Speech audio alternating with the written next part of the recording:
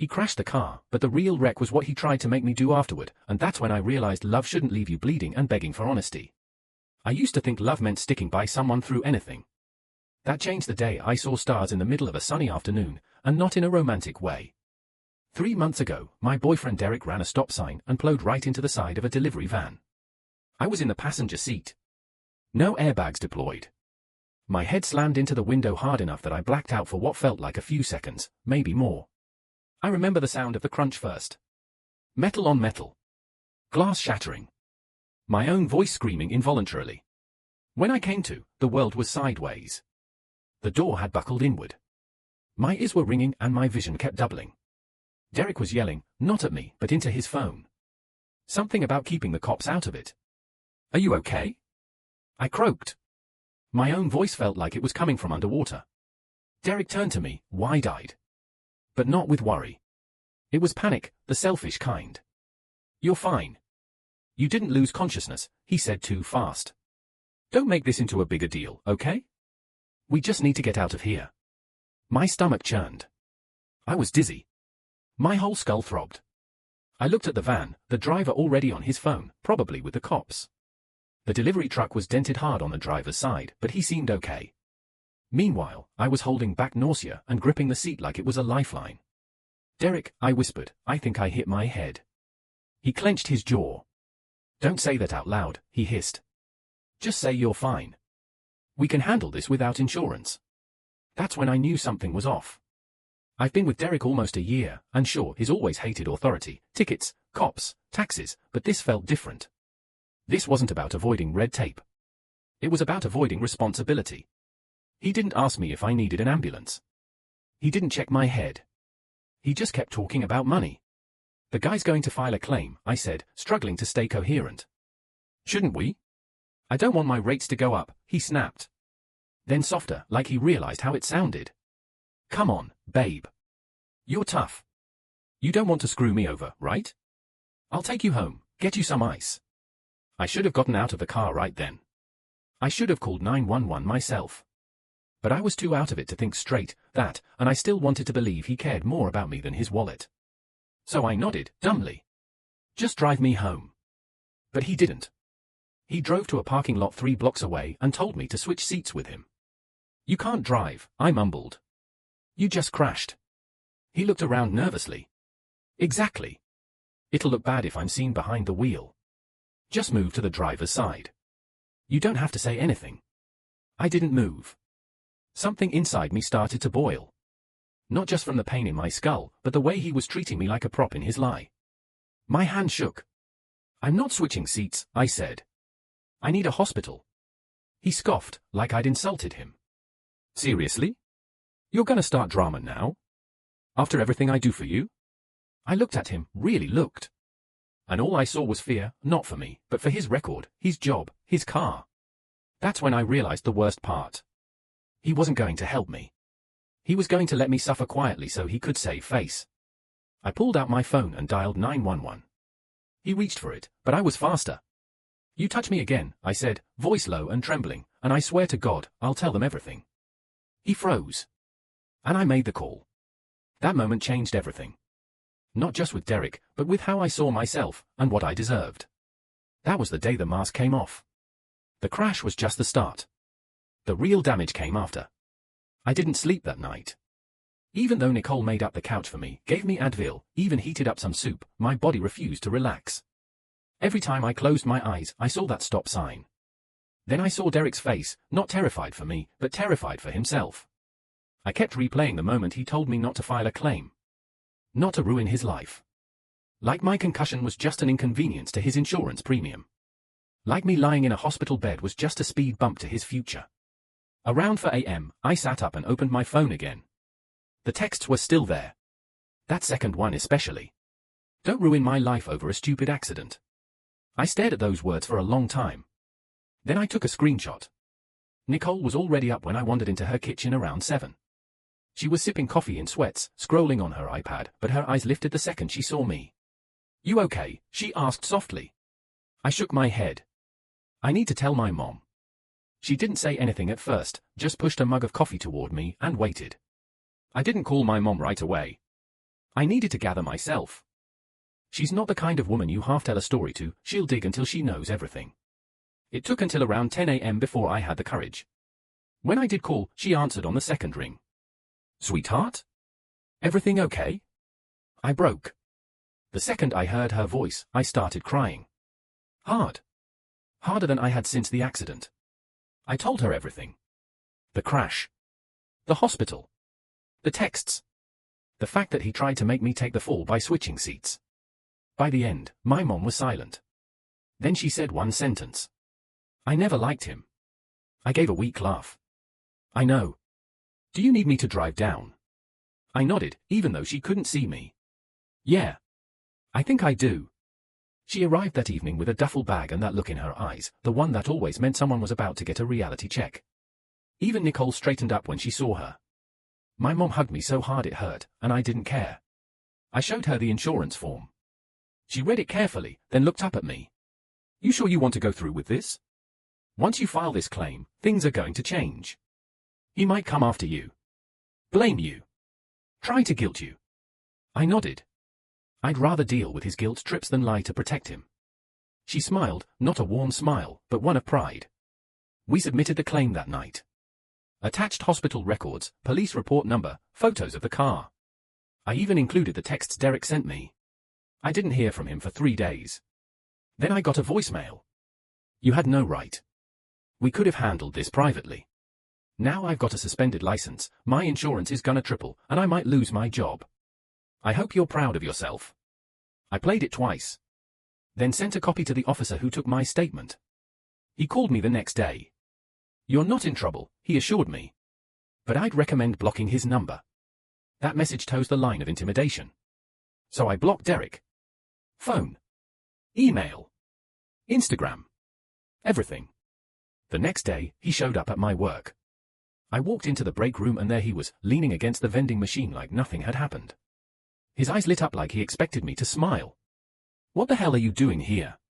I asked, my voice low and sharp. He stepped forward like we were about to have a casual chat. You weren't answering your phone. I figured we should talk. About what? The fact that you let me go to the hospital alone and then blamed me for not lying for you. He flinched. Then tried to smooth it over. Look, I panicked, okay? I thought we were a team. We were.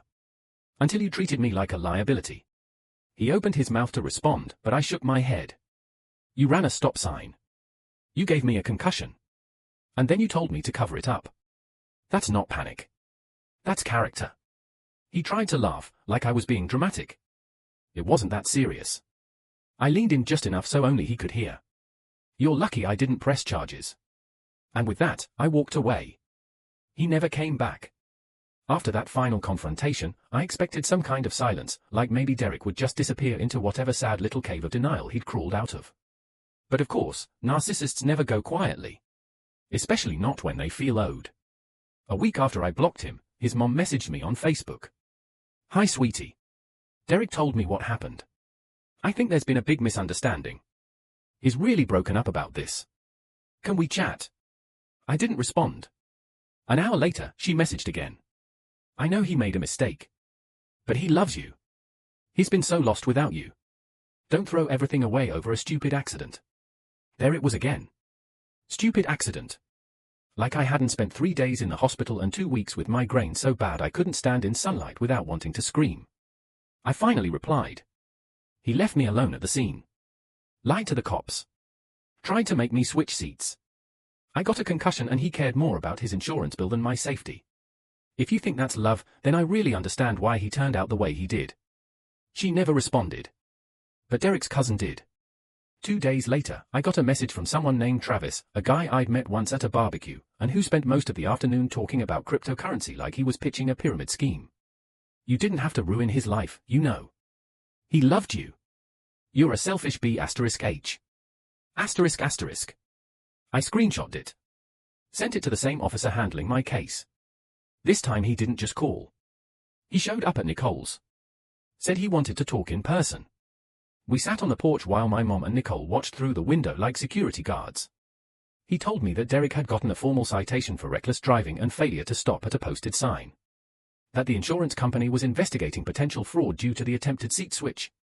He's probably feeling cornered, the officer said. I'm not saying that to scare you. I just want you to be aware. I nodded slowly. Do you think he'd actually show up again? He shrugged. I think you should consider a restraining order. Just in case. I didn't even hesitate. Okay. Let's do it. The next few days were a blur of paperwork and court forms. Honestly, the process felt less stressful than Derek ever made me feel. At least the courts didn't gaslight me. Nicole drove me to the courthouse. While I filled everything out, she ran her mouth at the poor clerk about what a walking red flag Derek had always been. The lady behind the counter just nodded like she'd heard it all before, probably had. The restraining order was approved that same day. Temporary, but enforceable.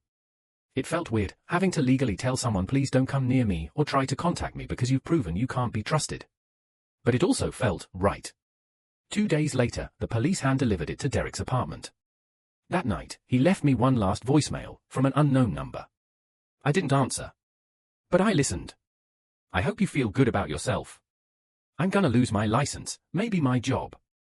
All because you couldn't just let it go. All because you couldn't be cool. I was gonna marry you, you know? Guess it's good I didn't. Turns out you're just like everyone else. I deleted it.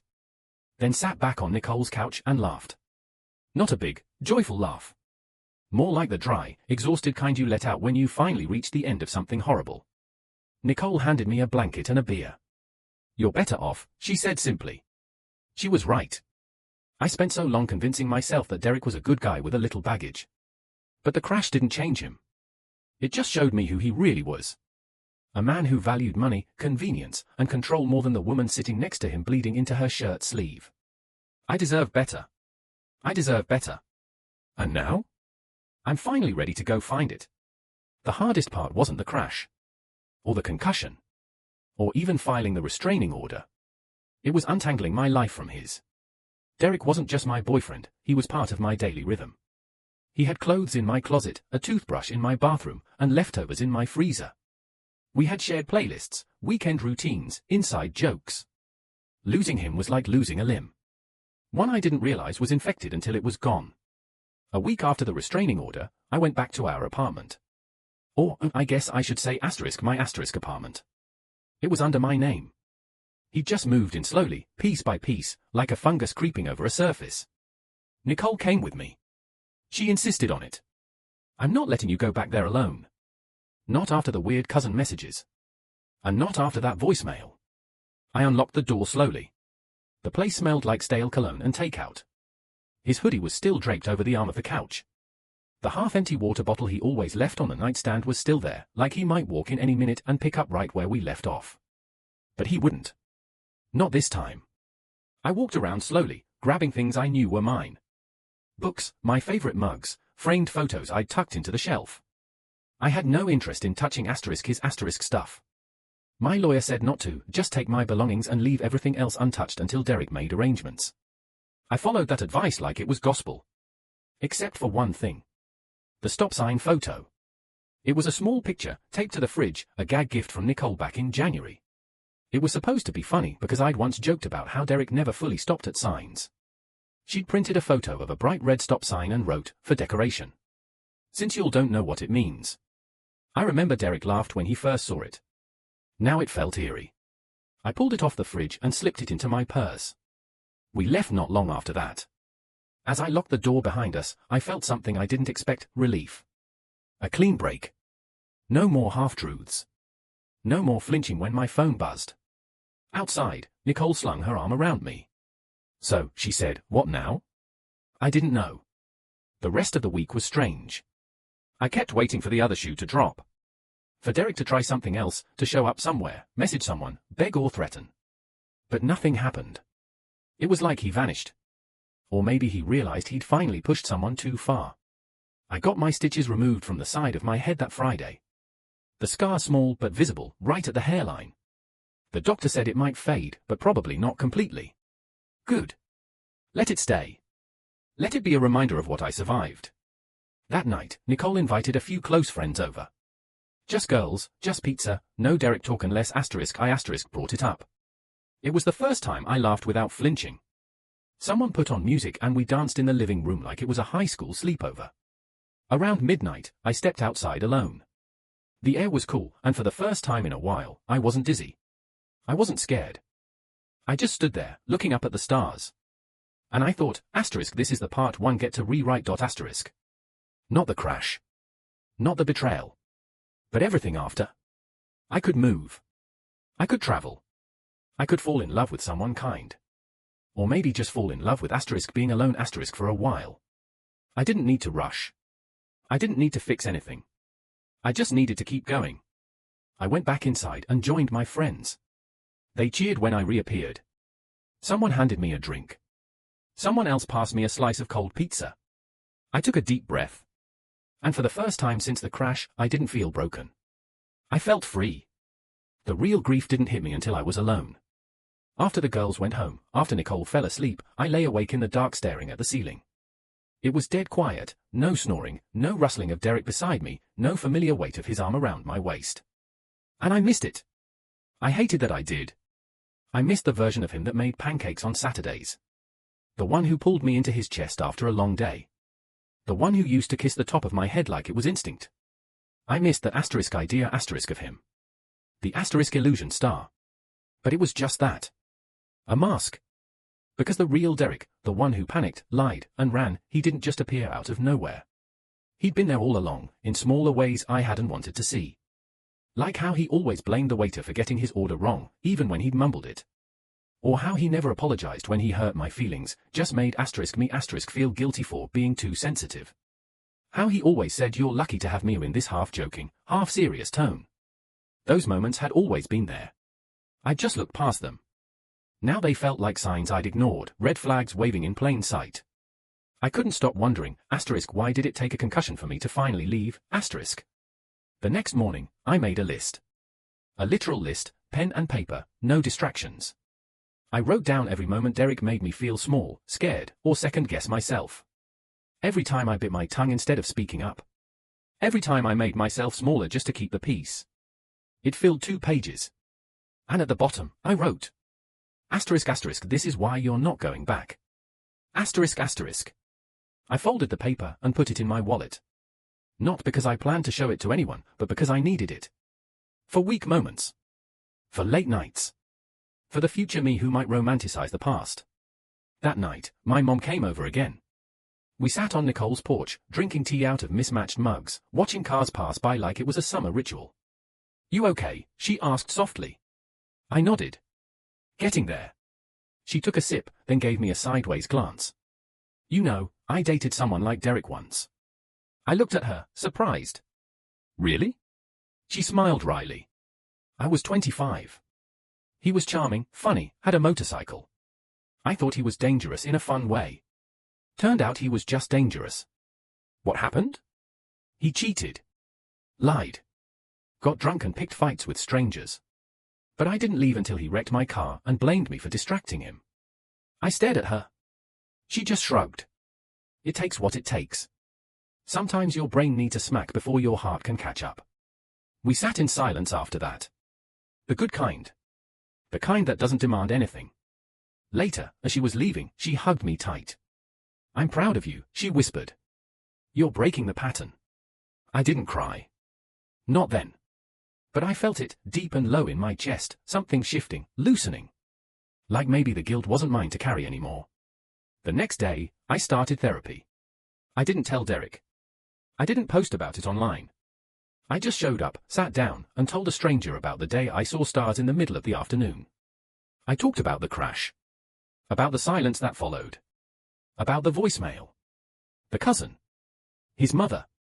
The fear. The rage. The quiet disappointment that crept in afterward like fog. My therapist just listened. No interruptions.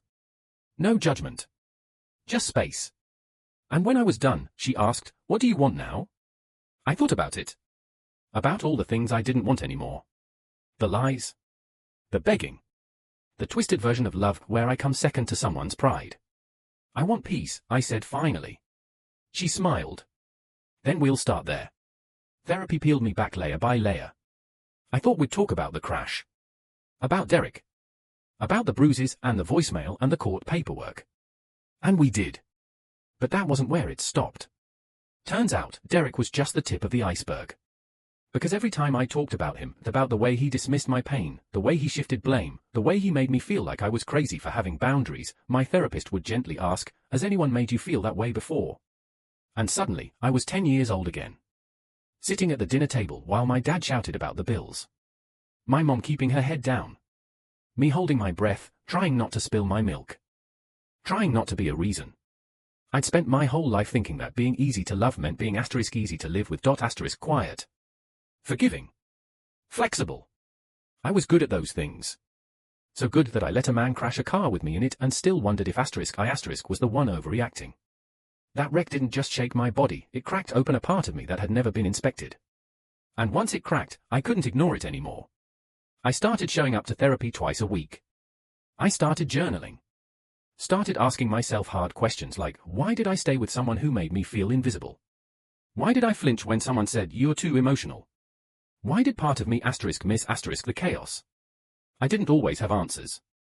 But I kept showing up. Meanwhile, Derek stayed gone. That surprised me, honestly. I expected him to pop up somewhere again, a fake apology, maybe. A desperate plea to talk.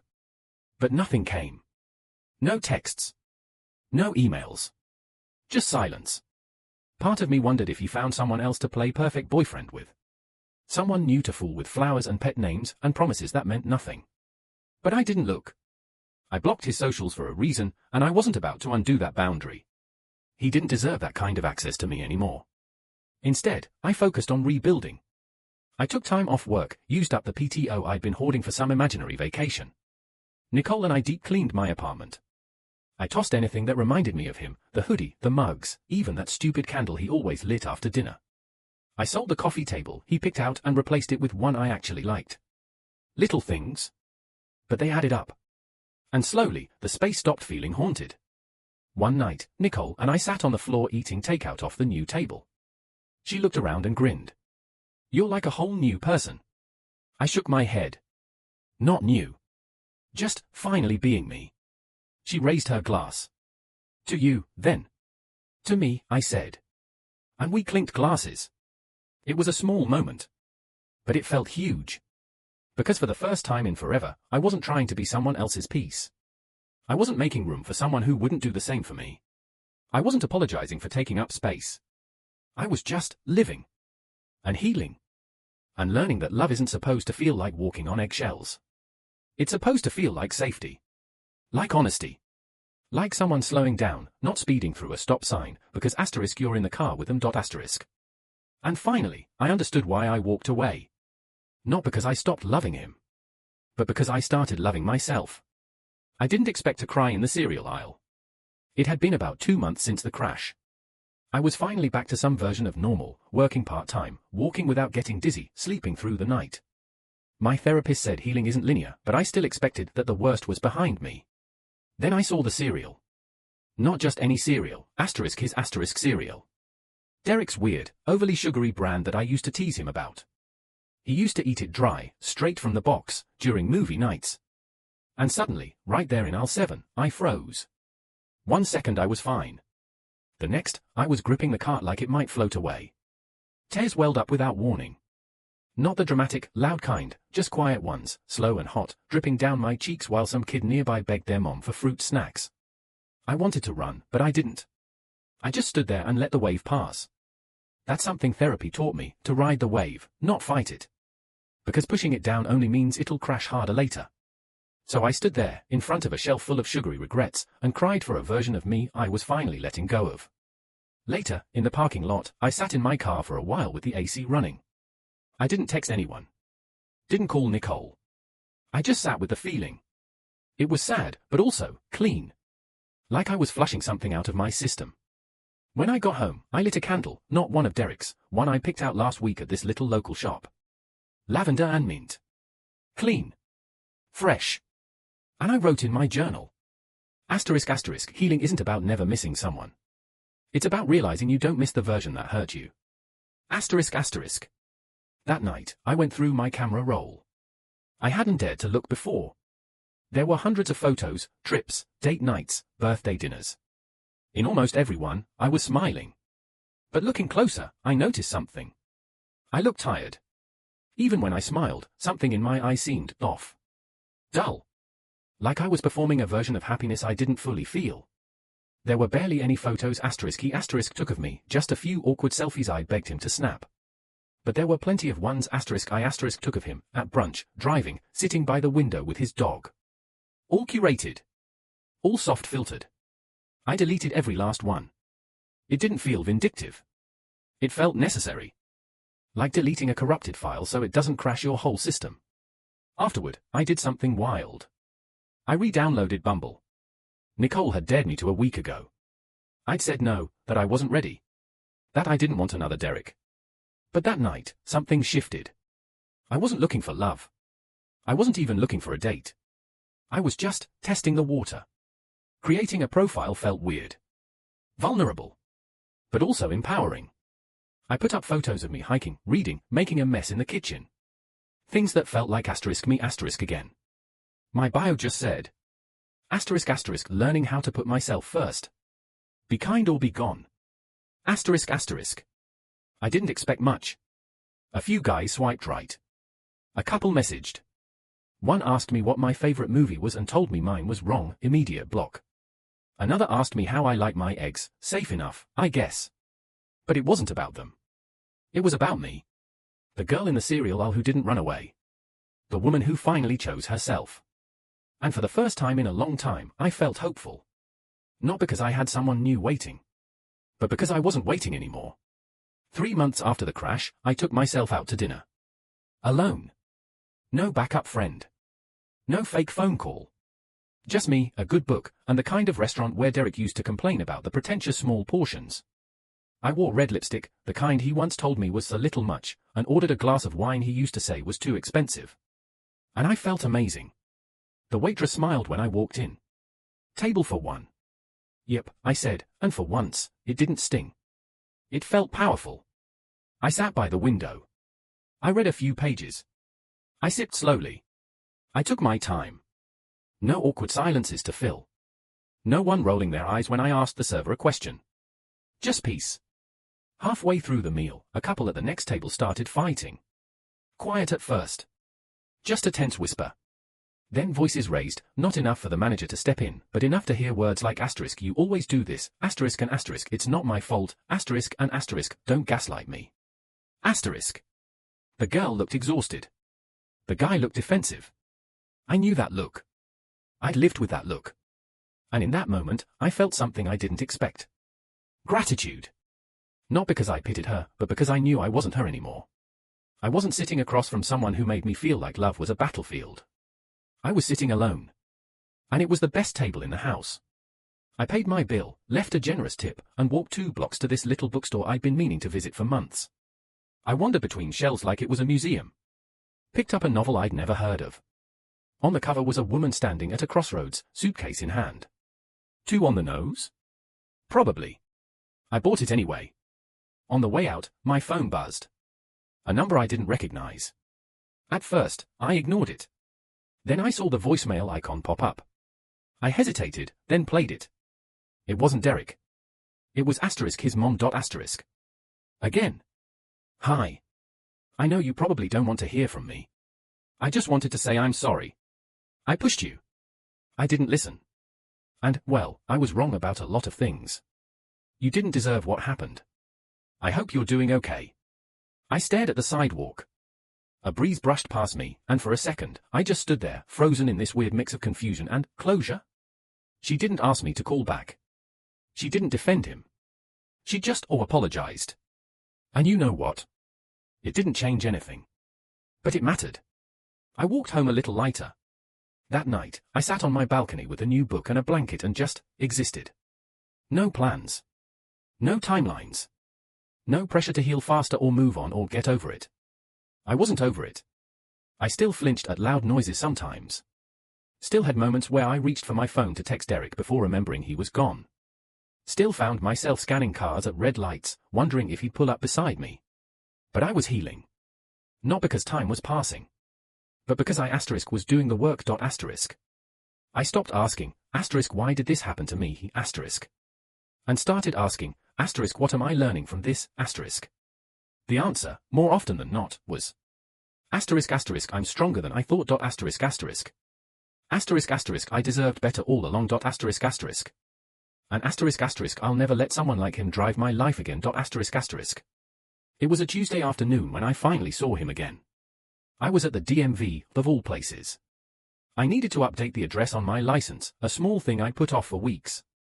It felt symbolic, somehow. Like the last thread tying me to the version of me that still had Derek in her rear view. I was standing in line, waiting for my number to be called, when I heard that voice. Low. Slightly smug. Too familiar. Yeah, man. They said I've got a few points left, but whatever. I'll just Uber if I have to. I froze. Turned. And there he was. Derek. Standing near the license renewal forms, talking to some guy I didn't recognize. He hadn't seen me yet. His hair was shorter, his beard scruffier. But it was definitely him. Same swagger. Same smirk. Like nothing had happened. I could have ducked out. I could have slipped away quietly, unseen, untouched. But I didn't. I stood there. Still. Calm. And then he saw me. His eyes locked on mine, and I watched the smirk fall right off his face. We stared at each other for maybe 3 seconds. Long enough for 100 memories to crash through my mind like a wave, the crash, the silence, the voicemail, the scar just behind my hairline that still tingled on cold mornings. He opened his mouth like he might say something. I turned my back to him. Didn't flinch. Didn't run. Just walked up to the clerk when my number was called, slid over my forms, and got on with my life. I didn't need to hear anything from him. Not anymore. Outside, I sat in my car for a few minutes, heart pounding. Not from fear, from asterisk relief. Dot asterisk. That moment I dreaded? It came. And it didn't destroy me. I didn't spiral. I didn't cry. I didn't shake. I just kept moving. Later that night, Nicole and I went out for drinks. I told her what happened. Her jaw dropped. You didn't punch him in the throat? Nope. Didn't scream? Cry? Nothing? I smiled. I didn't even say a word. She leaned back, grinning. That's cold. I love it. It wasn't cold. It was peace. There's a difference. And that night, as we walked home under a sky full of stars, I felt it settle deeper inside me, that quiet, unshakable truth. I survived him. More than that, I outgrew him. He was part of my story. A messy, painful, life-altering chapter. But he wasn't the ending. I was. And this ending? It was mine to write. No lies. No fear. No begging someone to stay. Just me, whole and healing, pen in hand. And everything still ahead of me. Spring came quietly this year. No dramatic shift, no fireworks of warmth. Just one morning where I realized I didn't need my jacket, and another where I opened my windows and let the breeze in without thinking twice.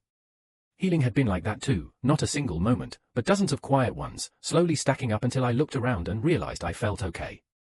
Better than okay. Free. It had been for months since the crash. For months since Derek ran that stop sign, since I got a concussion, since he asked me to lie and called it love. It's wild how clear everything looks when you're no longer trying to see it through the fog of denial. I used to second-guess myself constantly. Was I too sensitive? Was I being unfair? Did I owe him something because we had history? Now I see those questions for what they were, distractions. Ways to avoid facing the truth. Because the truth is, you don't owe someone loyalty when all they've ever given you is damage control. One Sunday morning, I took a drive. Not to run errands, not for work, just to drive. The sun was out, the roads were clear, and my playlist shuffled to a song that used to make me cry when I still missed him. But this time, it didn't sting. It felt nostalgic. Nothing more. Like remembering a place you once lived but never want to visit again. I drove past the intersection. That intersection. The one where he blew through the stop sign. I pulled over. Sat there. Breathed. It looked so ordinary. Just a corner. Just 2 streets crossing like 100 others. But I knew what had happened there. What ended there, and what began. I rolled down the window. Closed my eyes. And I forgave myself. Not him. Me. For not leaving sooner. For wanting to believe him. For letting someone else's comfort matter more than my own safety. Forgiveness didn't feel like some big dramatic moment. It was quiet. Gentle. Like letting go of something I didn't need to carry anymore. That night, I wrote my final journal entry about him. It wasn't angry. It wasn't bitter. It was honest. Asterisk asterisk, he was the lesson. I was the student. And now, class is over. Asterisk asterisk. The next week, I donated the last box of stuff he'd left behind, things I'd shoved into the back of my closet months ago. A hoodie, a keychain, some random trinkets. I didn't even open it. Just dropped it off and walked away. No goodbyes. No fanfare. Just closure. And now? I'm dating again. Slowly. Cautiously. Not because I need someone, but because I finally know I deserve asterisk better. Asterisk. I met someone at a bookstore. He complimented the novel in my hand instead of my body. He listened more than he talked. He asked about my dreams, not just my past. I don't know where it'll go. I'm in no rush to find out. Because for the first time in years, I'm not building my life around someone else. I'm building it around asterisk me. Asterisk. Around peace. Boundaries. Joy that doesn't need permission. I still have the scar. It's tiny, tucked away in my hairline, but it's there. A reminder. Not of the crash. But of the moment I chose myself. That was the real beginning. And this? This is my story now. Not his. Not ours. Asterisk asterisk mine. Asterisk asterisk.